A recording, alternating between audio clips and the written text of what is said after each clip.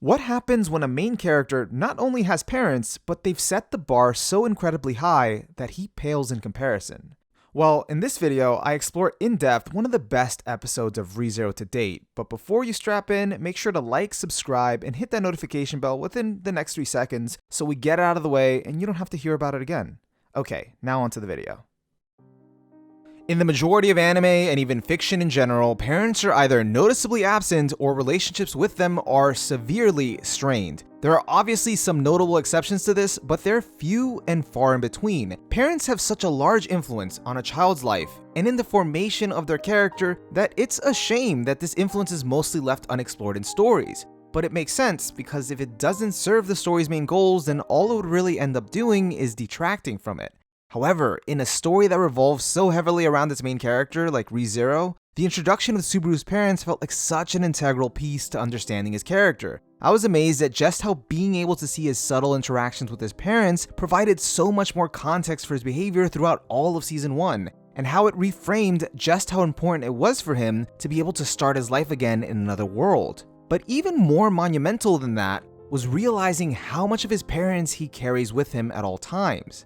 At first, what makes the introduction of them so impactful is to see how much Subaru resembles them, specifically his father. Subaru's dad is rowdy, energetic, loves to joke around, and is physically fit. As soon as you see him, it becomes immediately clear who Subaru takes the most after. His mom, on the other hand, is soft-spoken, somewhat airheaded, and very quirky. While Subaru's always wanted to be just like his dad, it becomes apparent throughout the episode that he's not exactly the same, which is something that weighs on him. The most obvious difference being his mean eyes, which he got from his mom. This explains his complex that he's had about them. They're a reminder that he can't ever be exactly like the person he wants to be. We find out that the expectations of not living up to his dad's name crushed him and left him without much of an identity for himself. However, these expectations weren't placed on him by his parents, because as we're shown through their interactions while eating breakfast, they're very tight-knit and supportive as a family unit. Between the mountain of peas his mom makes for him and his dad's high spirits toward the new day, it's their way of giving Subaru a gentle nudge to just go back to school, emphasizing how much they think about their son. They just want the best for him. And this is even reflected in the type of people that they are. If you look at Natsuki Kenichi and Natsuki Naoko as a couple, they seem to be polar opposites. The dad is sociable, charismatic, and popular, while the mom seems to be more reserved and a bit out there. So on the outside, it makes you wonder what they would see in each other, but from their level of closeness, they don't seem to worry about how others perceive them. They just value each other as people. And it's that genuinely caring nature that they imparted to Subaru, even if he isn't able to recognize it in himself. As a young child, Subaru got trapped in an all-or-nothing mindset. Being an impressionable young kid, his dad was his hero, and so he prided himself on being his son. While he was succeeding, it felt like a badge of honor, but when his best no longer stacked up, it slowly became a badge of shame. At first, he didn't see a point in working harder because as a son of Natsuki Kenichi, he should already be awesome. He should already be special. What's the point of working for it if he doesn't already have it? But deep down, he was afraid of the possibility that he was inherently flawed. And it was this fear of acknowledging it that drove him to try and be the center of attention. It was the only way he could cope with the reality that he didn't inherit all of his dad's best traits. After all, his dad was well liked by everyone. So if his innate skills weren't enough to get him the recognition, then he needed to do the next best thing to prove he could live up to his father's name. Therefore, he donned a facade. He would become the charismatic ringleader that could make all the other kids flock to him to see what tricks he had next. If he didn't push himself to stand out, the others would just see him as boring. This led to him doing dumber and dumber things, so people could see his bravado, that he wasn't afraid to do anything, when in fact, he was the one most afraid.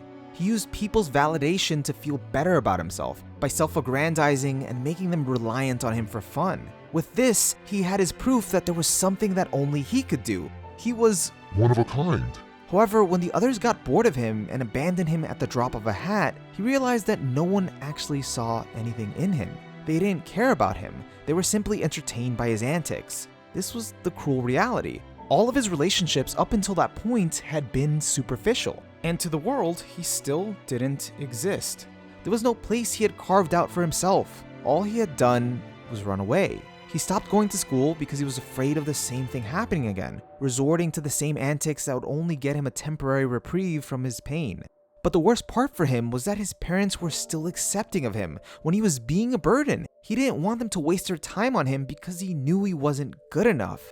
But he also hated the fact that he couldn't give up wanting to be more. It's almost like a sense of entitlement towards life, being angry at the hand that you were dealt and yelling that it somehow got it wrong.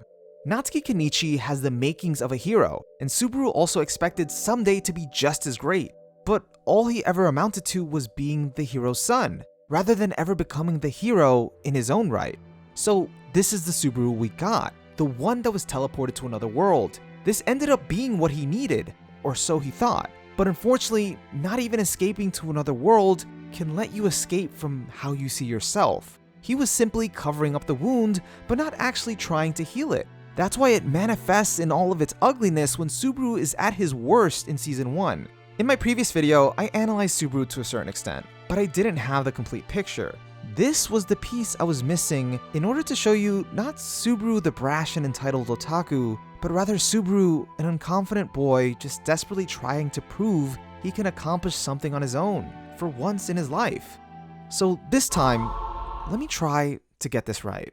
We see a dejected Subaru walking out from his door without even looking back at his mother, who just wished him a safe trip, not knowing that this is the last time he'll ever see her. But in the state that he's in, he can't really see anything outside of himself. His eyes are lifeless. Once he's at the convenience store, now that we have context, we can presume that the reason he stares at the high school students passing by is because it reminds him of how he still hasn't gone back to school. Now, when he's transported to the other world, we immediately see his dead eyes revive, as his newfound predicament starts to dawn on him. It's a golden opportunity, because for him, this is a chance to start a new life from the ground up. He has the freedom to make a name for himself without the shadow of his father or his past looming over him. However, once he's in the alleyway, disappointed with his lack of gear, he's reminded of the extent of his relationships as he stares at the only 4 contacts in his cell phone: City Hall, Dad, Mom, and Pizza. However, there's still that lingering hope that this will be different. This is his dream after all. But then in the next moment, he's getting pummeled to the ground, powerless to do anything again, even in this new life. And just as his hope starts to fade, Amelia comes to save him. She's the first person he's encountered in his whole life who genuinely wanted to help him, a complete stranger, without wanting anything in return. This is why he's so drawn to her. And now we understand that. Now, hold that thought. Let's flash forward to the mansion. We have Rem, Ram, Beatrice, Rosewall, and of course, Amelia and Puck. Subaru is determined to save these people that he just met because they're his first real relationships. These are people he wants to hold on to, so he's driven to repay their generosity to prove that he can be useful to them. We can see it in how he offers to work in the mansion and refuses help because he wants to show that he can carry his own weight. And once he finally achieves his spot among them, it's challenged, tapping into his deep-seated sense of inadequacy. What follows is Subaru being denied again and again from his need to be useful, being shown repeatedly that his usual antics are no longer going to cut it, as he reflects to his dad, 俺、昔から何でも小器用にこなせるところがあったよな。勉強も運動も。 He's drawn into a corner with no openings in sight. No matter what he does, he reaches a dead end. This is why he resorts to his hyper and obnoxious facade where he acts like he can do anything during times of stress. Because he knows he's powerless subconsciously, he falls back into his old habit of talking up a big game to make up for it. It's almost as if he's convincing himself. We actually see this come out when he's desperate to get along with the Rosewall staff during the second arc. But when he's made to look like a fool by Julius in the third arc, this is when the core of his insecurity leaks out, as he shouts the line, 父がそんなに偉いのかよ。生まれで選ばれたってだけじゃねえか。親の七光でカッコつけてんじゃ。 When I first heard this line, it seemed a bit extreme, almost like it came out of nowhere. But now we can tell from the pained expression on his face that he's just projecting his own feelings onto Julius, because even in another world where his father doesn't even exist, he still feels like all of his accomplishments are hollow. There's none of him in them. And so, in one of his worst moments during the beginning of this arc, he becomes hysterical, desperately listing all the things he's done for Amelia and how much he saved her life, just to prove that she needed him, which sounds awfully similar to こんな楽しいこと、俺と一緒にいなきゃ味わえないんだって。 as Subaru's repeated failed attempts forcefully make him realize that he never cultivated any skills of his own. He reasonably comes to hate himself, growing more and more regretful of the person he became. Because why wouldn't he? He was a burden to his parents and got all of the people he cared about killed countless times. However, as episode 18 showed us, this story isn't about your self-loathing. It's about the people that choose to stand by you during your self-loathing, that choose to see the good in you when you don't see it in yourself. The ones that keep choosing you even when that means you don't choose them. Rem was the one that showed him how to love himself, but now that he's lost her, his confidence is shattered. All he can see is that he keeps coming up short. That's why it was necessary for him to face the one thing he was always unsure about in the back of his mind: who he was.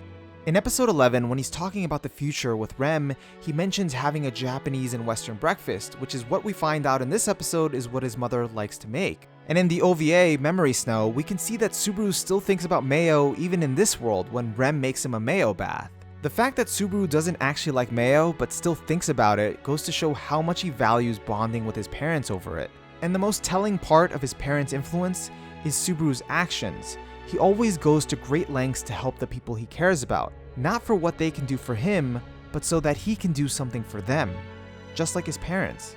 But this whole time, he just didn't want to actively think about them, because for all of the mistakes he's had the ability to redo, he can't redo the time he spent with them. This is one of the truths he had to confront. Much of a person's hang-ups later on in life are based on their upbringing, whether it was a failure on their parents' part or something that the child never felt comfortable expressing to them. Therefore, his father makes him acknowledge his own growth, and his mother is the one who makes sure he's able to leave without this weight, by giving him the final send-off. There's actually two scenes in particular where she provides some surprising wisdom. In the first one, Subaru says, ただでさえ他人に厳しく自分に甘い俺なんだから and she responds with, スバルが本当にそんな子だったら、お母さんもこんなに苦労しなかったのにね。 Subaru being easy on himself is a misconception. Rather, he's too hard on himself to the point that he doesn't give himself a chance to work at the things he wants or to even improve. He feels like he has to be worthy first, which only serves to propagate the false idea that he's defined by his past or his limitations. And then the other instance is towards the end of the episode when she tells him, お父さんの半分かっこよくなって、残り半分スバルになったらいいんじゃない？そんなわけで、スバルはスバルらしく頑張ったらいいなと。 By nature, you can't be exactly like someone else unless you're a clone. A person is born from two people, so you bear traits from both of them. That already gives you the freedom to use them how you see fit and become your own person, one that didn't exist before. Subaru's parents allowed him to let go of the shame and move forward to be himself. Because like he witnessed in the new world he was transported to, the people that truly matter don't see you for your past or your social standing, but rather for who you are as a person.